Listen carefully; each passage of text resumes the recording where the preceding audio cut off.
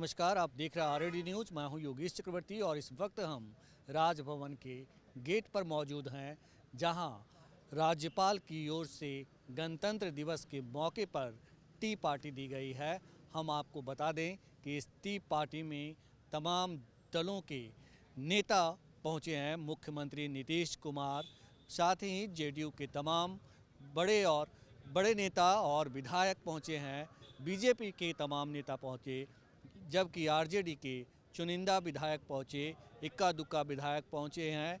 और हम आपको ये बताते चलें कि इस टी पार्टी में डिप्टी सीएम तेजस्वी यादव नहीं पहुंचे। हम आपको बता दें कि जब राज्यपाल की टी पार्टी में हिस्सा लेने मुख्यमंत्री नीतीश कुमार राजभवन पहुंचे, तो मीडिया की ओर से ये अफवाह उड़ा दिया गया, या यूँ कहें कि अटकलें लगाई जाने लगी, कयासे लगाए जाने लगे कि मुख्यमंत्री नीतीश कुमार यहाँ इस्तीफ़ा देने आए हैं। लेकिन सच्चाई बिल्कुल इससे अलग थी। सच्चाई ये थी कि राज्यपाल ने आज गणतंत्र दिवस के मौके पर टी पार्टी का आयोजन किया था, और उसी आयोजन में हिस्सा लेने जो है मुख्यमंत्री नीतीश कुमार आए थे। खबर ये भी है कि मुख्यमंत्री नीतीश कुमार से जब डिप्टी सीएम तेजस्वी यादव की गैर मौजूदगी के बारे में पूछा गया, तो सीएम ने पत्रकारों से औपचारिक बात में ये कहा कि जो नहीं आए हैं उन्हीं से पूछिए कि आखिर वो क्यों नहीं आए हैं। हम आपको बता दें कि पिछले 2 दिनों से ये अटकलें हैं, ये कयासें लगाई जा रही है कि अगले कुछ दिनों में जो है बिहार में एक बार फिर जो है सत्ता परिवर्तन होगा। सीएम नीतीश जो है एनडीए खेमे में जाएंगे। हम आपको दिखाते हैं कि यहाँ किस तरह से मीडिया का हुजूम उमड़ा हुआ है। हम आपको बता दें कि सीएम नीतीश के एक बार फिर पाला बदलने की खबर पर आरजेडी के नेता मनोज झा की भी प्रतिक्रिया आई है। उन्होंने सीएम नीतीश कुमार से कहा है कि उन्हें साफ करना चाहिए कि आखिर इस तरह का माहौल क्यों बनाया जा रहा है, ये स्पष्ट करना चाहिए कि सच्चाई क्या है। लेकिन फ़िलहाल जो खबरें हैं वो यही है कि मीडिया की ओर से तमाम कयासें लगाई जा रही है, अफवाहें और अटकलें लगाई जा रही है। और मैं आपको एक चीज़ बताते चलूं कि अगर आप आरजेडी नेताओं से बात करेंगे, जेडीयू नेताओं से बात करेंगे, तो ज़्यादातर नेता यही कहेंगे कि ये सब गोदी मीडिया की कारस्तानी है, और गोदी मीडिया जो है चीज़ों को बढ़ा चढ़ाकर पेश कर रही है। इनका एक ही मकसद है कि किसी तरह से मौजूदा सरकार जो है उसमें उलटफेर हो जाए, तो उनका भी मकसद क्लियर है। और राजभवन के बाद हम आ गए हैं 10 सर्कुलर रोड, जहां काफ़ी गहमा गहमी है लालू राबड़ी आवास के पास। हम आपको बता दें कि अब से कुछ देर पहले आरजेडी के राष्ट्रीय उपाध्यक्ष शिवानंद तिवारी जो है यहाँ से राबड़ी आवास के अंदर गए हैं, और उन्होंने मीडिया से बातचीत के दौरान साफ शब्दों में कहा है कि अगर सीएम नीतीश को कोई गुरेज है, किसी बात की नाराज़गी है, तो उन्हें बातचीत करनी चाहिए, ना कि इस तरह से। आखिर उन्हें किस बात की नाराज़गी है, हम लोग ये जानने की कोशिश कर रहे हैं। उनसे बातचीत के लिए समय मांगा गया है, लेकिन फ़िलहाल उनकी ओर से रिप्लाई नहीं आया है। उन्होंने सोच करके बताने की बात कही है। तो ये स्थिति है पूरे बिहार की सियासत में, ऊहा-पोह वाली स्थिति है। अगले पल क्या होगा ये जो है कोई नहीं जानता। सिर्फ कयासे और अटकलें लगाई जा रही है, अफवाहों का बाज़ार गर्म है, लेकिन सच क्या है ये जानकारी चुनिंदा लोगों के पास है।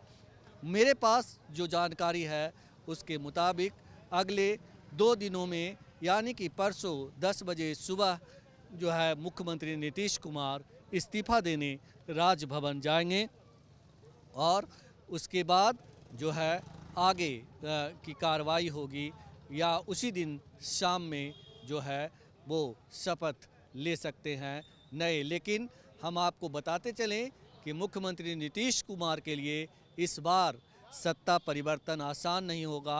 सत्ता परिवर्तन करना तो आसान हो जाएगा, बल्कि मुख्यमंत्री बनना आसान नहीं होगा, क्योंकि आरजेडी चुप नहीं बैठेगी और सदन में कहा जा रहा है कि उनकी सरकार औंधे मुंह गिर जाएगी, वो बहुमत साबित नहीं कर पाएंगे, क्योंकि आरजेडी भी चुप बैठने वाले नहीं है। और जैसा कि आप सभी जानते हैं कि लालू प्रसाद यादव के बारे में कहा जाता है कि वो भी राजनीति के मजे हुए खिलाड़ी हैं और वो किसी भी कीमत पर नहीं बैठेंगे, भले ही नीतीश कुमार के साथ बीजेपी जैसी ताकत खड़ी हो।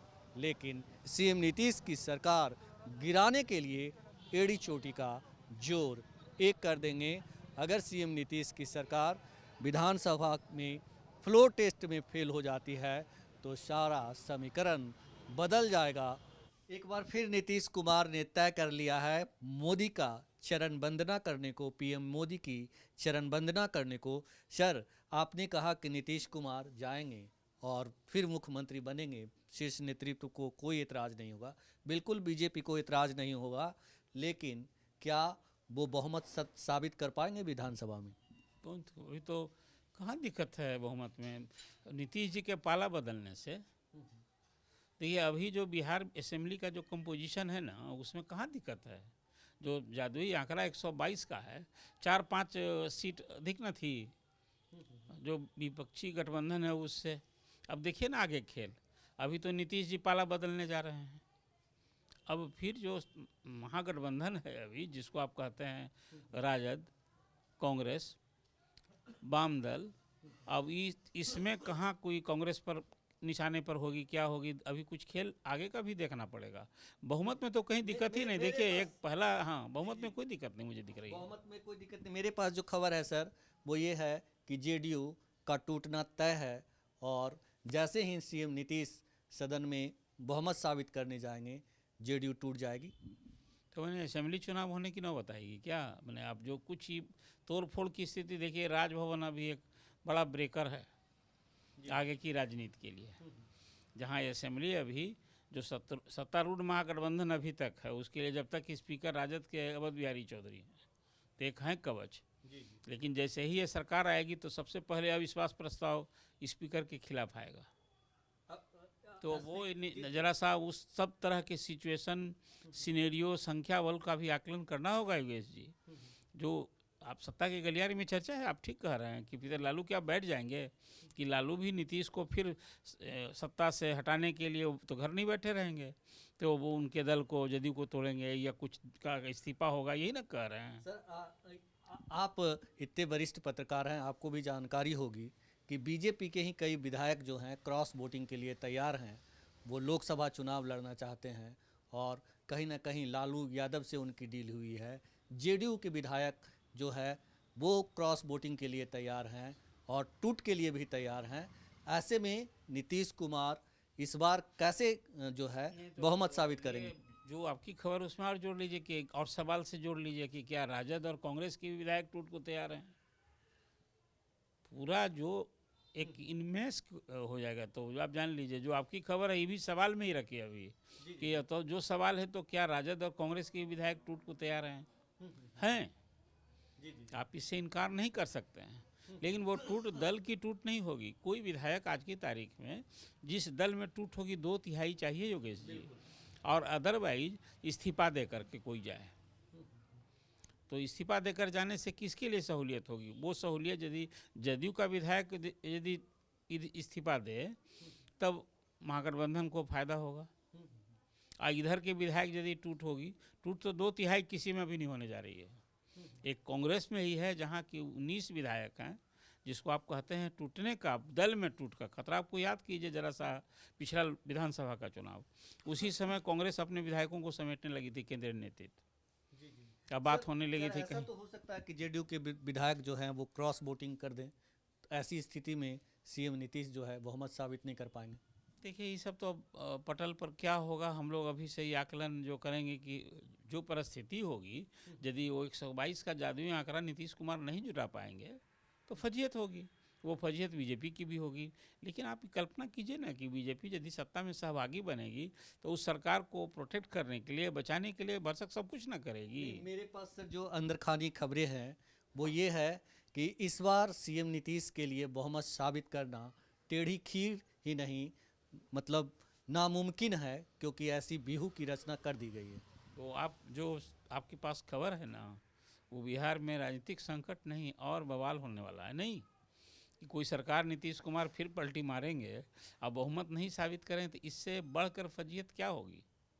मैं तो यही तो कह रहा हूँ आपसे। ये संभावनाओं का, आपकी बात को कोई खारिज कैसे कर सकता है? आप तो पक्की जानकारी के आधार पर कह रहे हैं। लेकिन ये सब कुछ होगा तो फिर खेल नीतीश कुमार क्यों करते? नीतीश कुमार ने भी सब कुछ आकलन किया होगा। बीजेपी भी साथ आ रही है तो वो भी आकलन की होगी। आज संख्या बल के हिसाब से तो राजद के बाद दूसरी बड़ी पार्टी बीजेपी ने है। इनके पास तो 43 ही विधायक हैं। लेकिन एक जो कॉम्बिनेशन बन रहा है अभी, उसमें इधर हैं ही, देखिए सहयोगी दलों में अभी लोजपा को कोई विधायक नहीं है, लेकिन 4 विधायक तो अभी हम का भी है ना। तो टूटने जोड़ने वाला जो खेल है ना, ये तो होगा ही, हम मुझे लगता है कि। लेकिन ये असेंबली के चुनाव में ये सब होगा। विधायक कोई अभी नवंबर 2025 तक सबका कार्यकाल बाकी है। कोई एक दिन पहले, अब वो आप कह सकते हैं जिसको लोकसभा का चुनाव, जिस विधायक को लड़ना हो और वो पक्का एकदम उसको भरोसा हो जाए कि हम पाला बदलेंगे तो हमको वहाँ टिकट मिल जाएगा, उसके लिए वो उसके क्षेत्र में सहूलियत होगी, तो अपने करियर के लिए करेगा ही। इसको हम नहीं, आपने नहीं सुना अभी जो चर्चा हो रही थी कि जदयू के 8, 10, 12 विधायक की बैठक हुई और उसमें ललन सिंह को जो हटाने की बात हुई, यही ना थी चर्चा कि उनकी करीबी हो गई है लालू से। अब वैसे ही ना विधायक टूटेंगे जो आपकी बात जो है कहीं उससे, उस तथ्य से करीब पाता है। तो फिर आगे देखिए।